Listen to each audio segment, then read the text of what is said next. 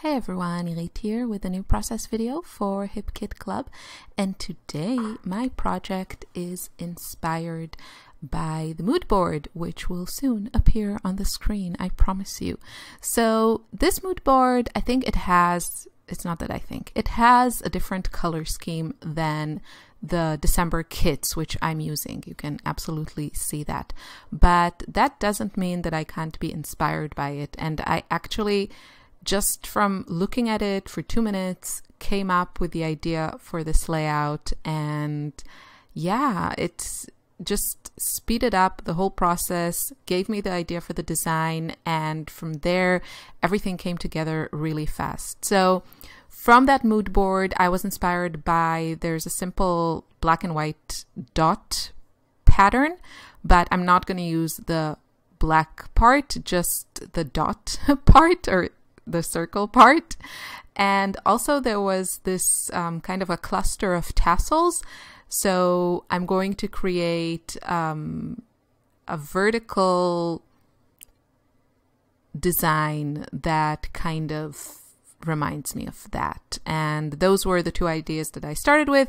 And even though many times my, I start with something and then as I start creating, things take a different turn, this time it actually stayed with that same concept and came together really fast. So first thing, I knew I wanted a white background, but I felt like using something at the top just to give it a little bit more weight and kind of create that, that idea of like hanging something or falling circles, or I don't know, but I thought it would be a good balance. And also it gave me a nice opportunity to use some of these beautiful red patterns.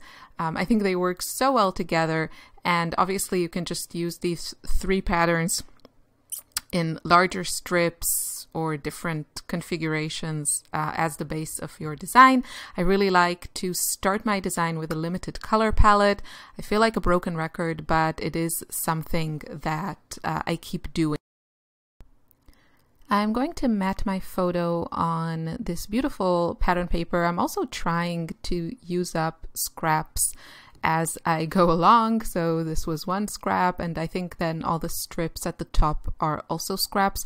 I didn't have to cut into any 12 by 12 papers, I think. Something also I like to do to keep the scrap pile somewhat controlled.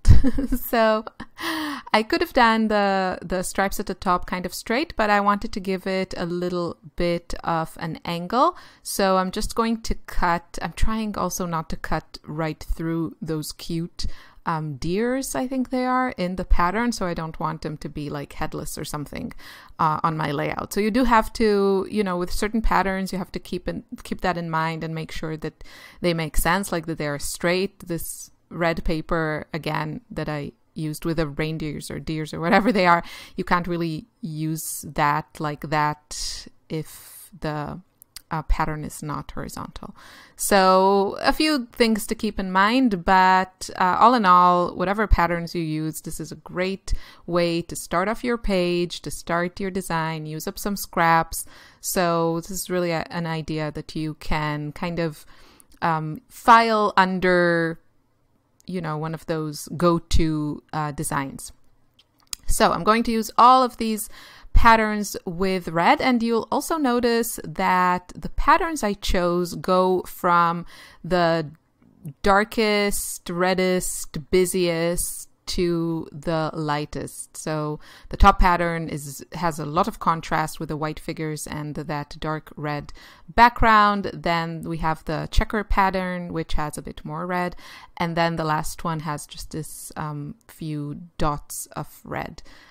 Just that gives it kind of a gradient, soft look as we ease into the white cardstock. So I added some foam behind my photo. I was just checking if I can use my punch there to actually punch the foam, but it was too thick and didn't fit into my punch. So I can't. Maybe you can. because I thought that would be that would make it easier for me to use foam on all of my embellishments. But I just had to cut it with scissors, you know, like the Middle Ages. And now I'm going to add my title. I'm going to use these beautiful puffy words that we got in the kit. I absolutely love these. I think there's such a fantastic mix of different fonts, different colors, different styles, different sizes. So much you can do with just these 2 sheets. You know, you'll have enough titles for all of your holiday layouts. Hopefully. I mean, I know that I've used them on now like 3 or 4 layouts, and I still have so many. I also really love it when there's this mixture of letters and embellishments, and on these sheets there are plenty of little embellishments, and I'm going to use a bunch of them also on this layout. I really love it. It makes everything come together, and yeah, I really appreciate when companies do that, and this was an exclusive to Hip Kit Club, so Kimberly always does her best with really maximizing the space that she has on those sticker sheets. Okay, so now I'm going to build up my design with just basically going through all of the circular elements that came in the kits. And I'm using the main kit and the Project Life kit. I actually don't have the December embellishment kit, but you can see that, you know, there's still so much to use, and there's just a ton of embellishments. But those are the 2 kits that I'm using. And I'm also punching some circles from the Project Life cards. I really love pink. You probably know that. And I think we had only like 1 pattern paper with pink in December. So I definitely wanted to bring more of that color, and the Project Life cards had a few of them with some pink patterns. And, you know, punching like a small shape can really let you stretch those Project Life cards and really use them as an embellishment, have that kind of repeating pattern on your layout. So I'm just using circles, but you could use stars or clouds or whatever shape that you enjoy. I love my circle punches. They're one of those, you know, staples that I keep coming back to. So I'm also using some of these like chipboard snowflakes. They are not completely circular, but they are, you know, quite symmetrical and yeah, kind of circular. So at the beginning, because I have, you know, the thing with rainbows and color coordinating and tone on tone and all that, I thought about creating some sort of like gradient of colors here. So for example, use all the pink embellishments at the bottom, then move to red, and then move to other colors. But mostly I have here pinks and reds, and then blues and greens. I don't really have anything in between these areas of the color wheel, so there's no real yellow here or any kind of purple. So I skipped that idea, and I just scattered around embellishments and just kind of build the design slowly, really having fun with it, really looking at the little pieces, going for color and shape that narrows down your choices, and it helps kind of speed up the process because you just have less product to choose from. And there's also these cute little wood buttons, and I'm going to add some of those. So just going through the ephemera packs, we had 2 in the kits that I used here. Going through the Project Life cards to see which colors work for me. And then the embellishments, there are these wood buttons. Then there are these enamel shapes that I'm holding right now in my hand, not head. And then we also had some circular elements in the other embellishments. For example, that puffy word sticker sheet also had some snowflakes in circles, so I'm also going to use that and just playing with them, kind of building some clusters, and then other patterns, other circles are just like scattered around. It's a really fun design to play with, and you can take it to so many different directions. You can do a more kind of horizontal design and put all those circles across your page, more in the middle. yeah, so many options. It's a really great basic concept.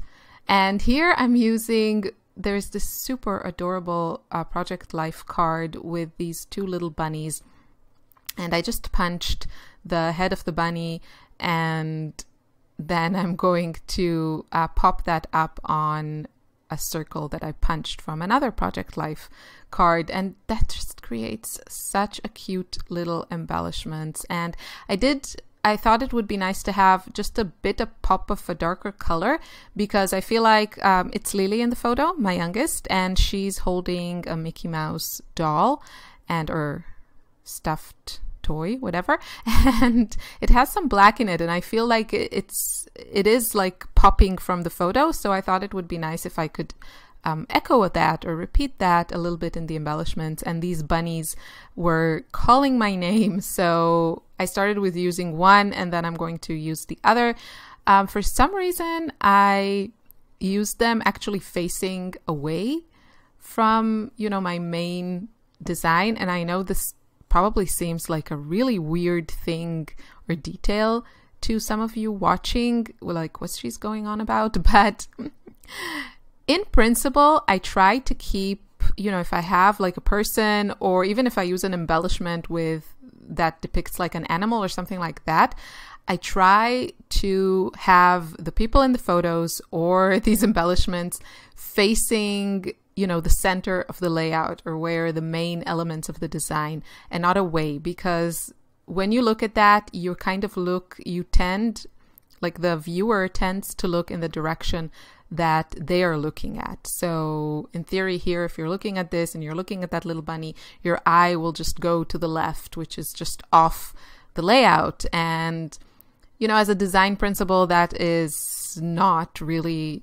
what you want to aspire to. You want the viewer's eye to just go to the photo. But I thought this was so kind of small and cute, and yeah, I don't know. I thought somehow it didn't bother me, but usually I do the exact opposite. So I'm going to use two of these bunnies. Both of them are going to look away. How can they look away from cute, cute Lily is just beyond me, but yeah, I did that.